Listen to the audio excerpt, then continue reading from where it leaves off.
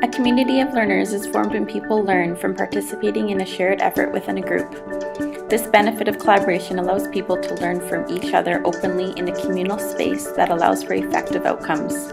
The Royal Roads cohort model of learning we are all in is a form of this community. We live in a culture-crazy world that overlooks how people need community in their life to connect and feel a sense of contribution. A community provides people with an understanding of a support system, selflessness, understanding and compassion, and a habitual interactivity of ideas and personal growth.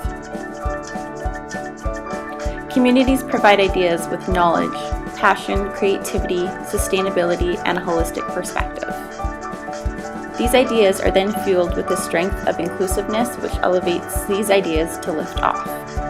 The experience of community holds with it shared expectations, beliefs, values, and a strong connection between its members.